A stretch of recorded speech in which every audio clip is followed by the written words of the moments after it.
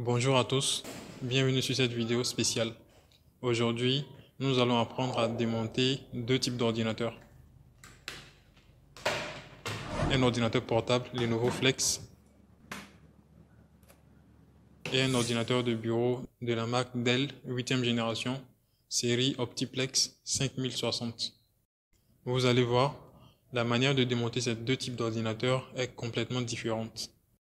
Cette vidéo s'adresse à tous ceux qui souhaitent débuter en informatique et avoir des compétences en maintenance informatique. Nous allons d'abord apprendre comment procéder pour démonter ces deux types d'ordinateurs et ensuite connaître leurs principaux composants et périphériques internes avec leur rôle et enfin les comparer.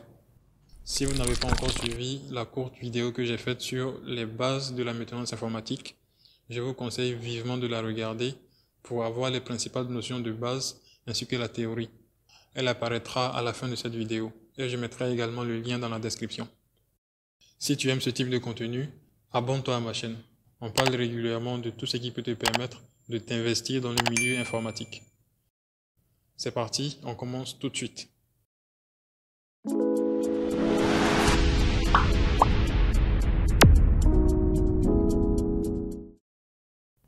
On va commencer avec l'ordinateur portable. Je m'assure d'être dans un endroit propre, bien espacé et assez éclairé.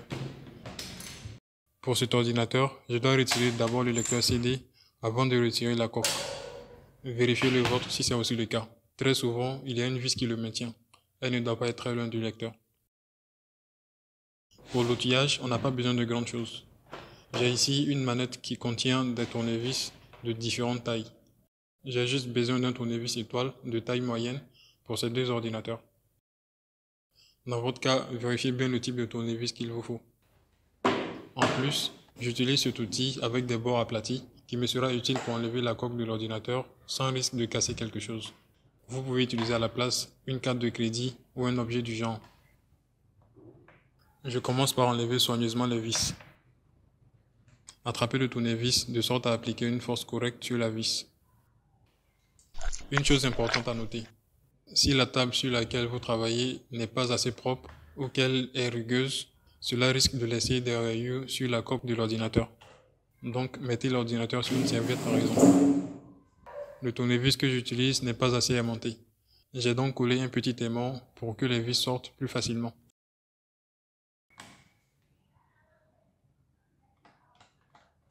Assurez-vous de classer les vis selon leur taille ou le sens de démontage et rappelez-vous-en.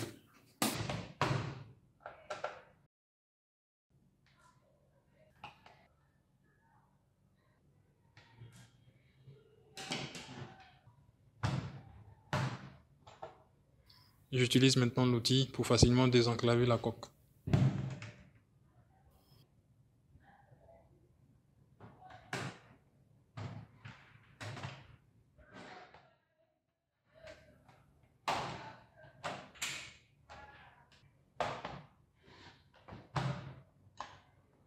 Attention à ne pas retirer brusquement la coque. Très souvent, il y a des nappes en dessous qui relient des éléments. Dans mon cas, la coque est retirée par le bas. Il y a des ordinateurs où c'est par le haut qu'on enlève. Ça y est, on peut voir ce qu'il y a à l'intérieur. Assurez-vous de déconnecter la batterie en débranchant le fil correspondant pour éviter tout risque de court-circuit.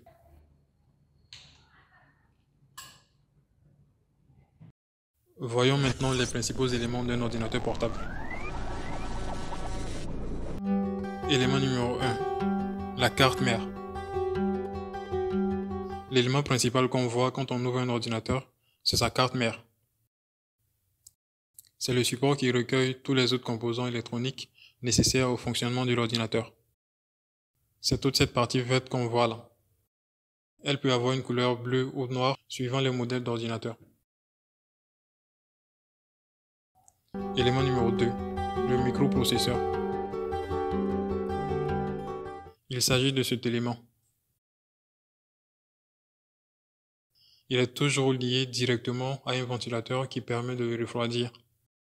Vous découvrez là le cerveau de l'ordinateur. C'est le composant qui gère et traite toutes les instructions et toutes les données que l'ordinateur reçoit. Pour certains ordinateurs récents, il est directement incorporé à la carte mère. Donc on ne peut pas le retirer. C'est le cas pour celui-ci, contrairement à des modèles d'ordinateurs moins récents, comme vous pouvez le voir sur l'image. Pour les ordinateurs plus puissants, on verra un deuxième élément à côté du processeur. C'est la carte graphique. Lui aussi, il chauffe beaucoup, donc il est aussi relié au ventilateur. Si je retire le ventilateur,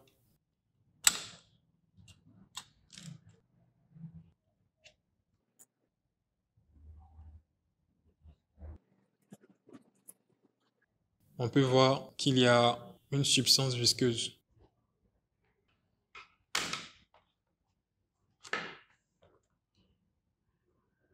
On l'appelle la pâte thermique. Elle aide au refroidissement rapide du microprocesseur et de la carte graphique.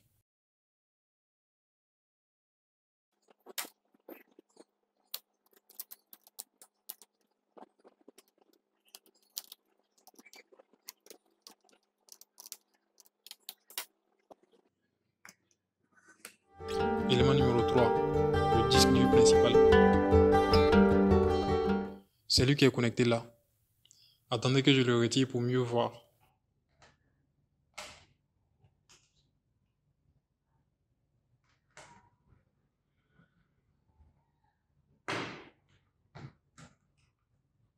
Voilà, il s'agit d'un disque dur classique du type HDD.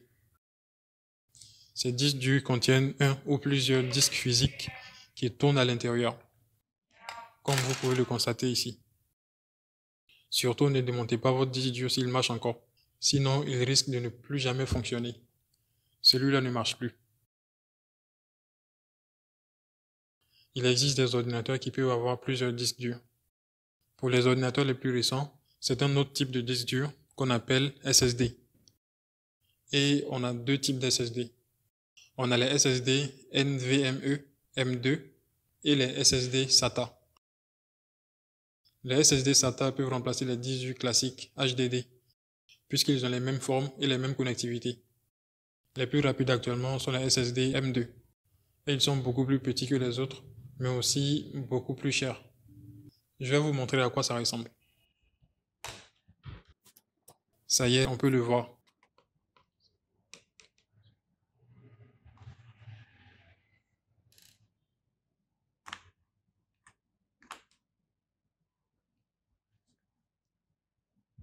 Il est très petit, hein?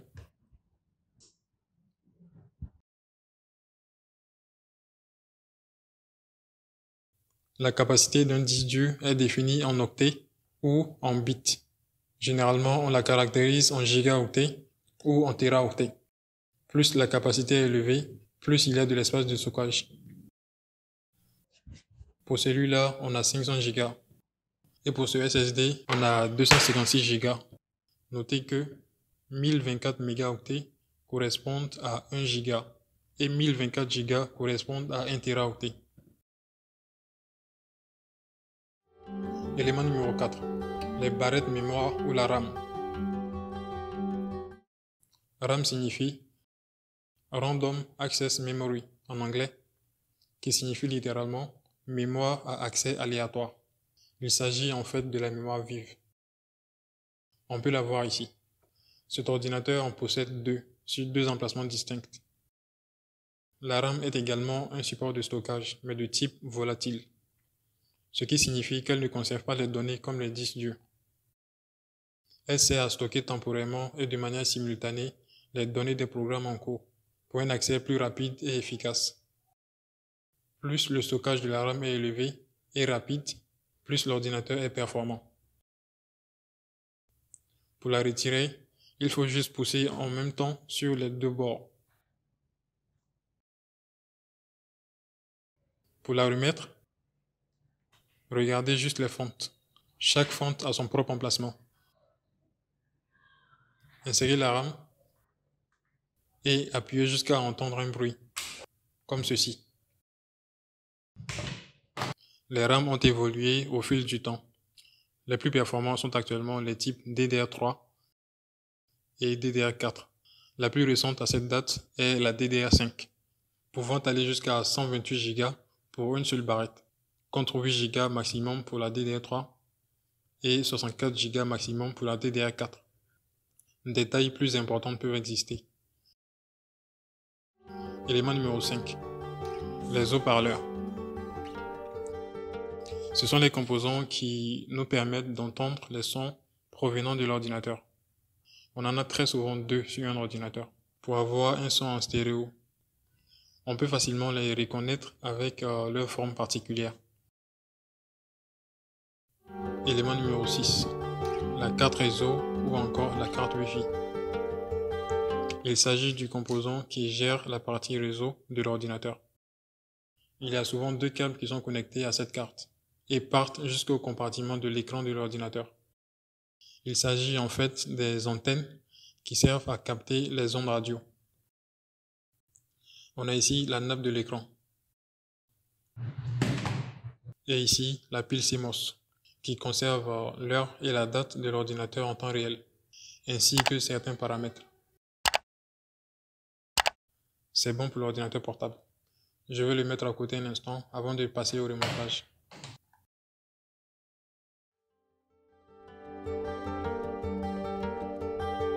On passe maintenant à la deuxième partie de cette vidéo. On va maintenant travailler sur l'ordinateur bureautique.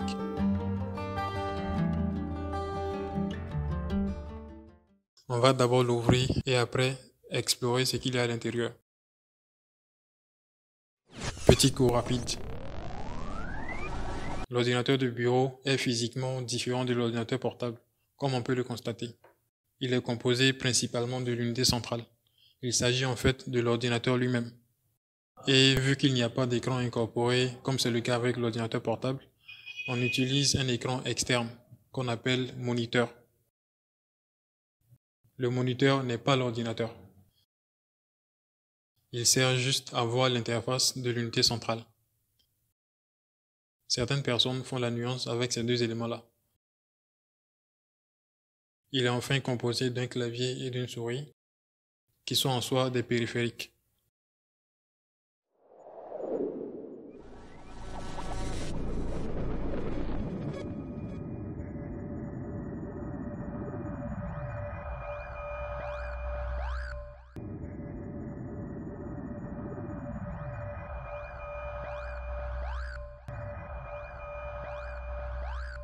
Le plus souvent, avec les ordinateurs bureautiques, on n'a pas besoin de tournevis pour les ouvrir. Il y a juste des systèmes de verrouillage tout simples. Dans mon cas, avec ce modèle, il faut d'abord désactiver le verrouillage en poussant sur ce truc et ensuite tirer vers l'arrière pour ouvrir le capot.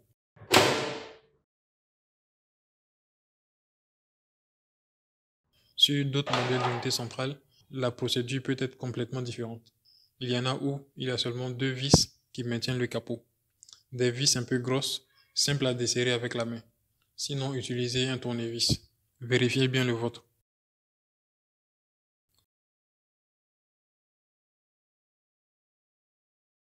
Pour le remettre aussi, c'est très simple. Voilà, juste comme ça. Ça y est, on peut voir ce qu'il y a à l'intérieur. On voit que tout est bien fixé. On peut voir ici la carte mère.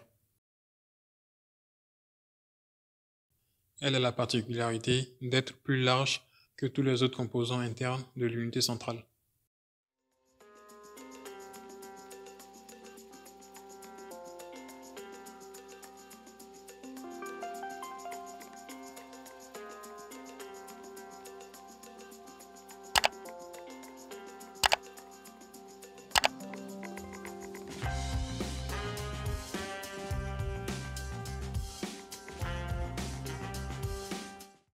Le premier nouvel élément qu'on voit ici et qu'on n'a pas vu avec le portable, c'est celui-là.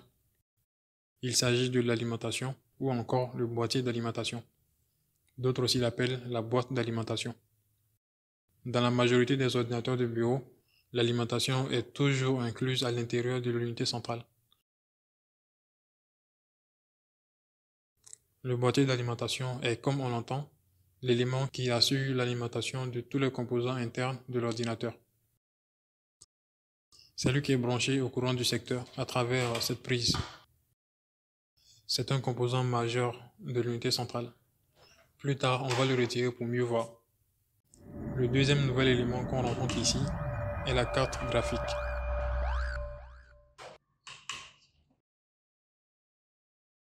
C'est le composant qui assure une certaine qualité graphique. C'est aussi sur lui qu'on branche le moniteur à travers ces deux ports situés à l'arrière. On y revient sous peu. Après, les autres éléments, on les a tous vus. Ils sont juste de taille plus grande que ceux de l'ordinateur portable. On va commencer par retirer la carte graphique. Cette carte est enfichée sur la carte mère dans un port spécifique.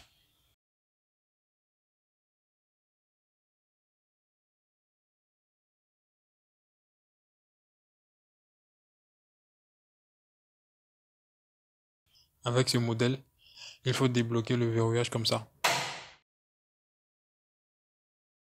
Et après, tirer délicatement la carte pour l'enlever. Ça y est, le voilà. On peut voir le ventilateur de refroidissement fixé directement dessus. Il s'agit de la marque Nvidia. Voilà, c'est juste là.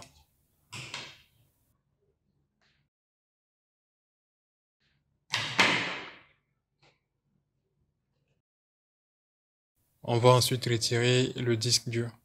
Mais avant, avec ce modèle, il faut d'abord retirer la façade avant de l'unité centrale.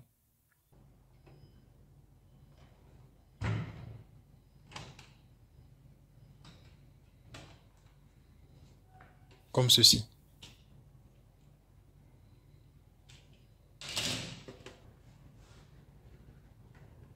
Ensuite, il faut déverrouiller le maintien du disque dur.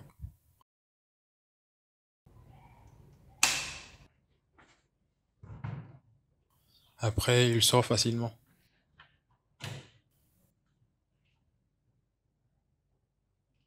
Faut maintenant retirer les câbles.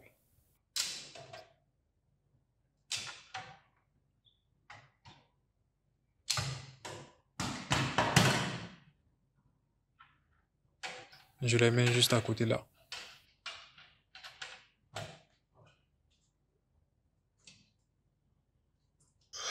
Je vais le retirer de son support comme ceci.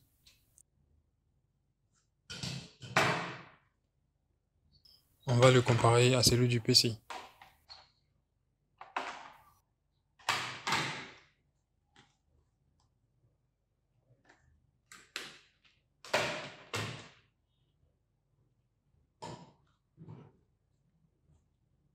On voit tout de suite une différence de taille. Le disque dur d'un ordinateur de bureau fait 3,5 pouces contre 2,5 pour les PC portables. Il existe aussi des SSD de la taille 3,5 pouces.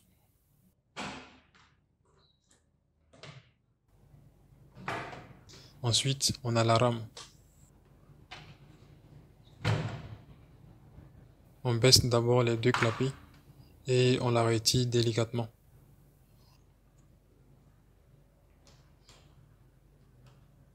On peut aussi voir la différence avec celle de l'ordinateur portable.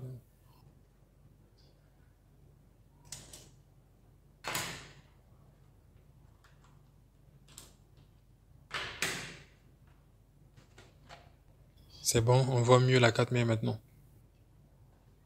Ensuite, on va retirer le boîtier d'alimentation. On a ici 3 vis qui le maintiennent.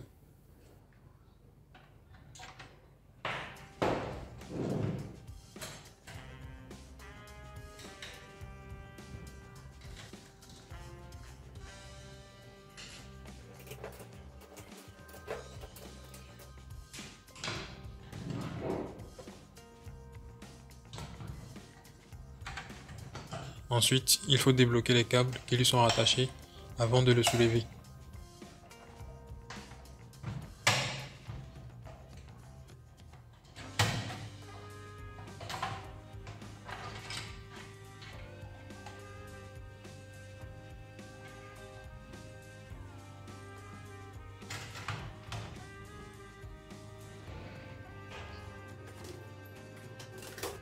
On peut voir en comparaison le chargeur d'un ordinateur portable. C'est bon, je vais le remettre à sa place.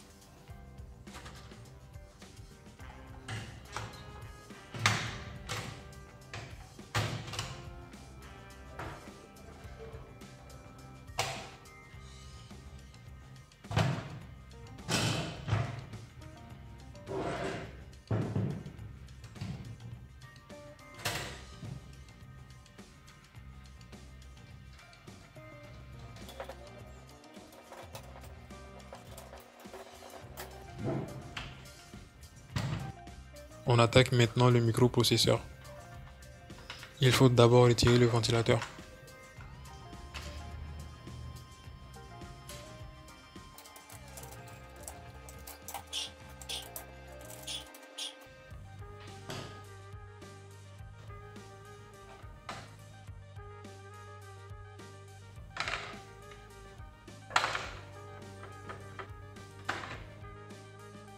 Ce qu'on voit là, c'est un radiateur.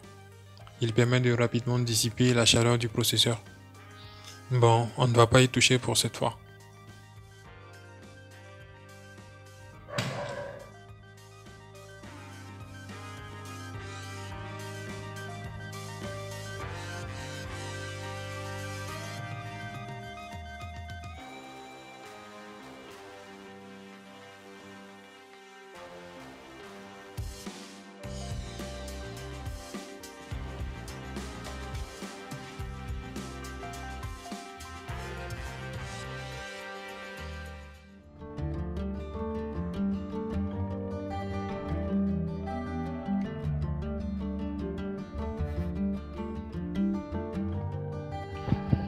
Et par cette occasion, je vais vous présenter un projet qu'on a réalisé.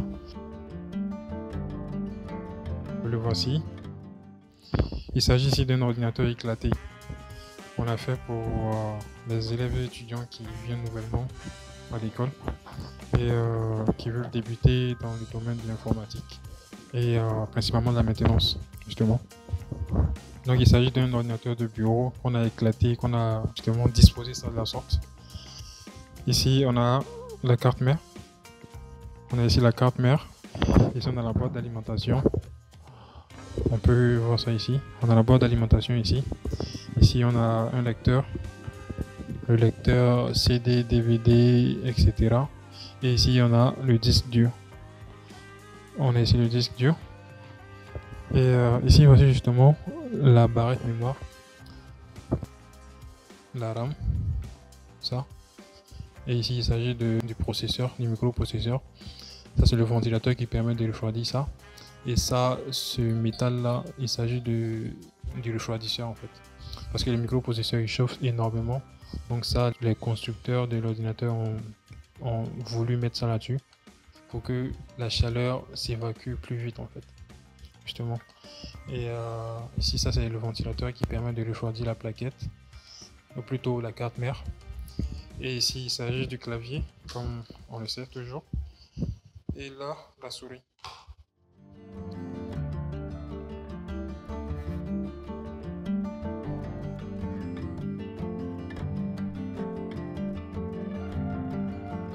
On va maintenant remonter tout ça, en commençant par l'unité centrale.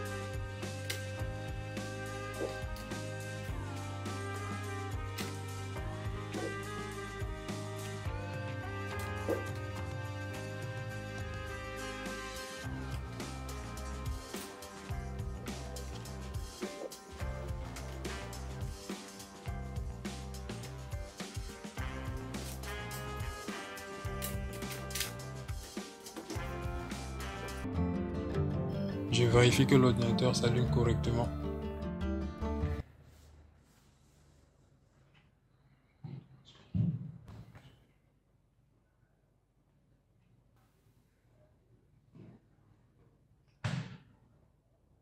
Ok, c'est bon. C'est super.